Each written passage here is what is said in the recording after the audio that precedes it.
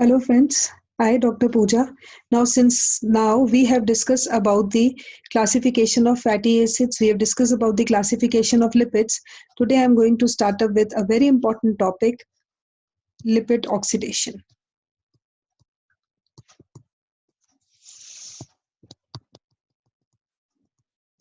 Or simply you can say oxidation of the fats. Now basically before taking up this, you should know what do we mean by the term metabolism. This metabolism is of two types, catabolism and anabolism. Now see, catabolism is breakdown of something or anabolism is formation of something. So whatever energy is released during the breakdown of a reactant, it is utilized in the formation of that. So the net flux of energy remains the same. Now here we are discussing about the oxidation or metabolism of fats. So there are two parallel processes. Catabolism, if we see, it is simply known as lipolysis. Anabolism, formation, which will be known as lipogenesis. Now see, lipolysis. Lysis is breakdown of the fat. Genesis means formation of the fat. Lysis is breakdown. And obviously, these two processes are antagonistically regulated. Antagonistically means if lipogenesis is occurring, there is no question of lipolysis and vice versa. And it is but obvious also, if something is being broken down, there is no question of formation of that. Similarly, if something is being produced, there is no question of breakdown of that. So now we are going to take up these topics one by one. Let's discuss lipolysis. Now we have discussed the structure of fatty acid also. Fatty acid is defined as whose one end is masked by a hydrocarbon and it has a carboxylic group in the end. So this oxidation can be along the alpha carbon atom, which will be known as alpha oxidation. It can be along the beta carbon atom. It will be known as beta oxidation, and it can be omega oxidation, which will be at the farthest carbon atom. Now suppose if we have to see alpha carbon atom is adjacent to the functional group, so it will be here. If we talk about beta is adjacent to alpha, so beta will be here. And if we talk about omega would be, let's replace this R by CH3, so this will be the omega carbon atom. So this is how different carbon atoms undergo oxidation. Now alpha oxidation occurs in the endoplasmic reticulum and the microsomes. Beta oxidation occurs in the mitochondria and peroxisomes. And omega oxidation occurs in the endoplasmic reticulum and the microsomes.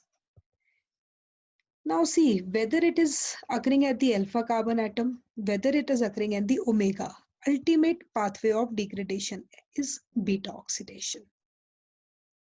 Then fatty acids are of different types, like short chain fatty acids are there, long chain fatty acids are there.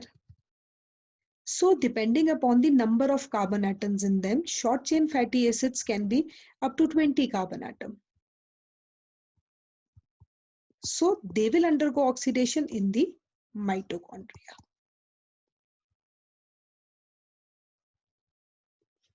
Long chain fatty acids, say they can have up to 40 carbon atoms or say 60 carbon atoms.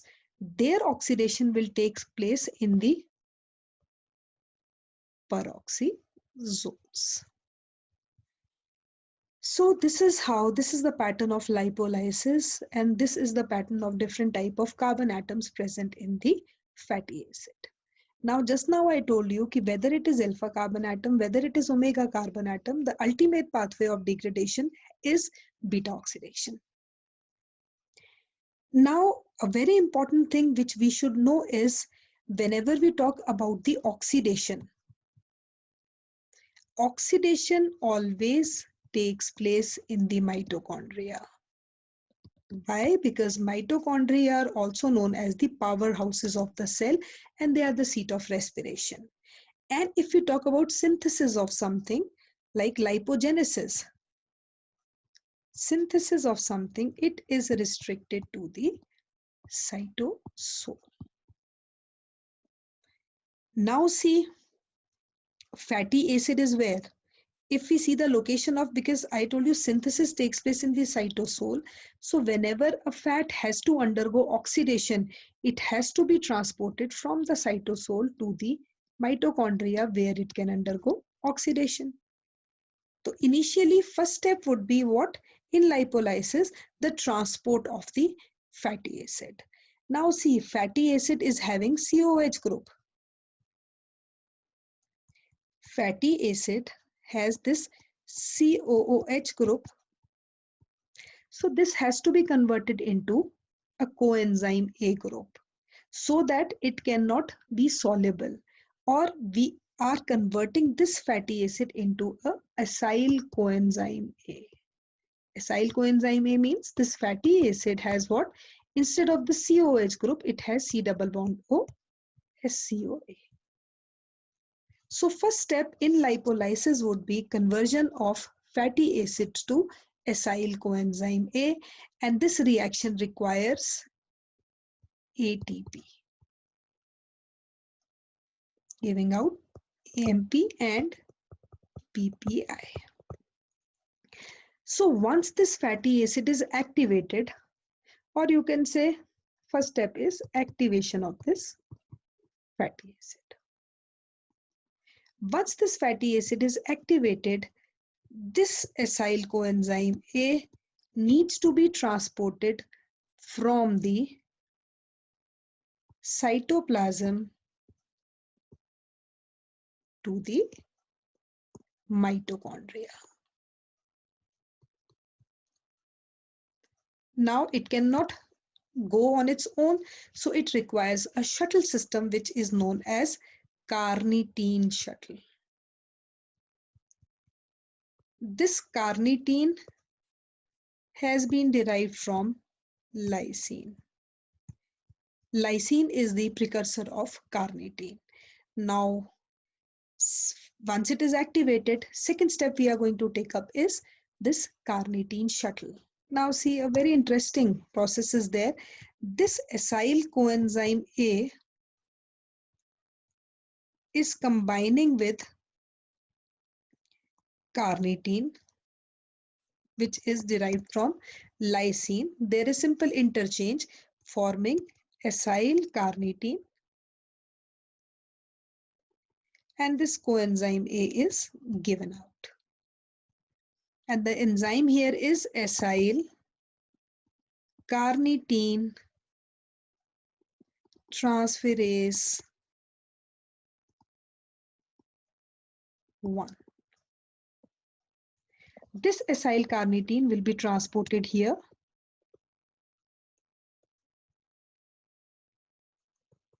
where it will give this carnitine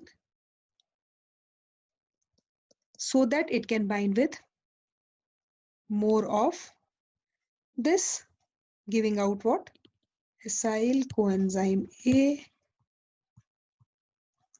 And here the enzyme is acyl carnitine transferase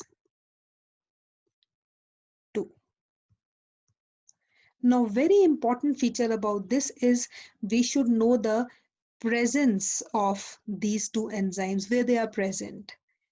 Now see, here one more enzyme is present which is known as translocase, acyl carnitine translocase.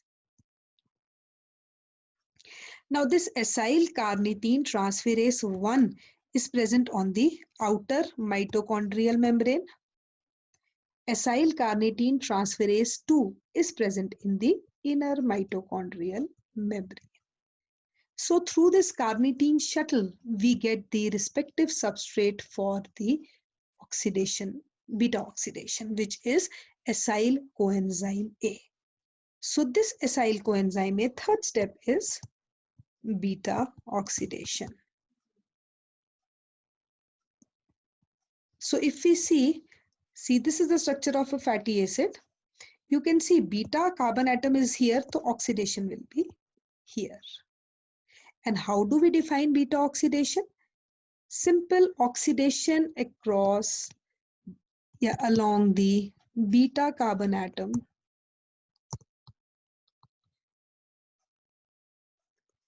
to give out acetyl coenzyme A and acetyl coenzyme A from even chain fatty acids and propionyl CoA from odd chain fatty acids.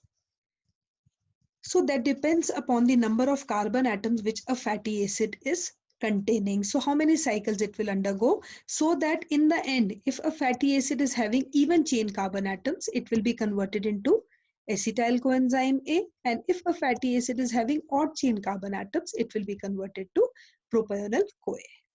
Now this beta oxidation consists of 4 steps. First step is oxidation. Second step is hydration. Third step is again oxidation. And fourth step is thiolytic cleavage. Thiolytic means it requires a sulfhydryl group which is present in coenzyme A. Now, what happens is, let's take up these steps one by one. Now see, this is a fatty acid, RCH2, CH2, CH2, C double bond OH. This is the alpha carbon atom, this is the beta carbon atom. So first step is what? Oxidation. So oxidation mein here dehydrogenation will take place and FAD will be converted into FADH2, giving out 1.5 ATP molecules to ETC. This is the first step. And since 1 molecule of hydrogen will be given out, the thing which is produced would be this CH double bond CH, C double bond O, so SCOA. Because now this is activated, SCOA. So we can call it as alpha beta unsaturated acyl coenzyme A. Alpha beta unsaturated acyl coenzyme A. Now second step is what? Hydration. There is addition of water, means HOH. So it is going to form this type of structure, OH. H will go here, OH will come here, CH2, C double bond O, SCOA. This will be known as alpha beta hydroxy acyl coenzyme A.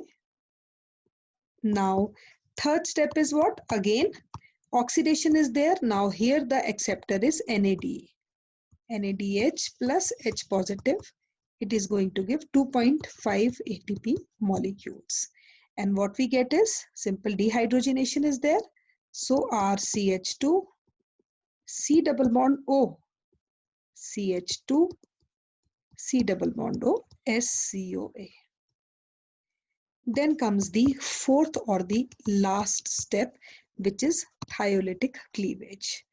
since it is along the beta carbon atom, so what we get is simple splitting is there, and we get CH3 C double bond O SCOA, which is nothing but which is acetyl coenzyme A,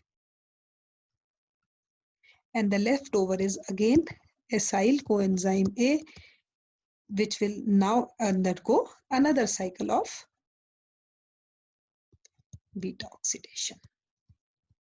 This oxidation will keep on occurring unless and until if this is an odd chain fatty acid, propionyl CoA it is going to form, and if it is an even chain fatty acid, it will lead to the formation of acetyl coenzyme A.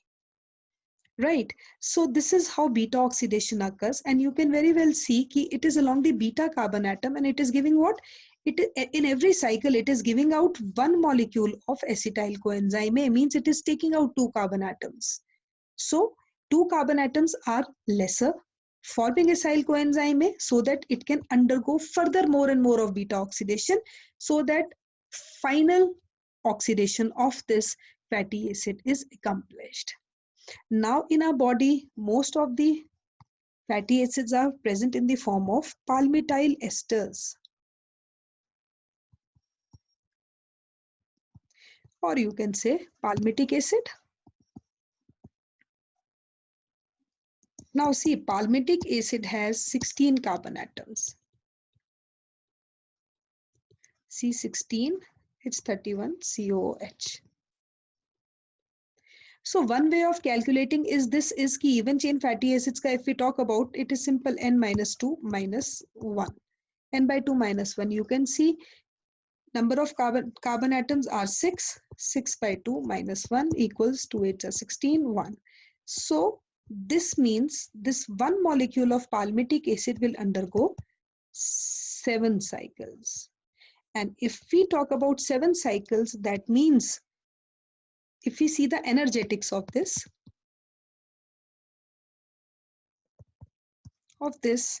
7 cycles means 7 FADH2. That means 7 into 1.5, 7 NADH plus H positive. That means 7 into 2.5. And how many acetyl CoA? 8 acetyl CoA. Now we know one molecule of acetyl coenzyme A via TCA gives 10 ATP. So 8 will give 80. Just calculate it. 10.5, 17.5 and 80.0. It comes out to be 10,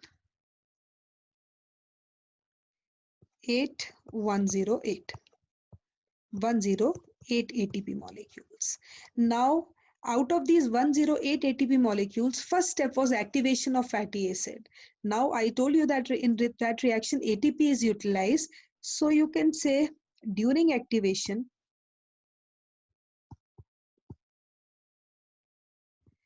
2 ATP molecules have been consumed. So overall, it would be 106 ATP molecules. So we can say beta oxidation of palmitic acid gives 106 ATP molecules. This is the energetics of beta oxidation, which is taking place in the mitochondria. Very, very important. Or about the short chain fatty acids. Now I mentioned about very long chain fatty acids also. Now very long chain fatty acids, they enter into the peroxisomes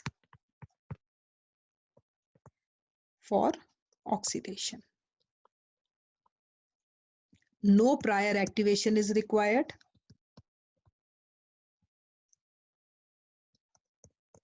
Second is, it also generates hydrogen peroxide. Very, very important. And third important point about this is the beta oxidation of very long chain fatty acids in peroxisomes leads to the formation of acetyl coenzyme A and octanoyl coenzyme A.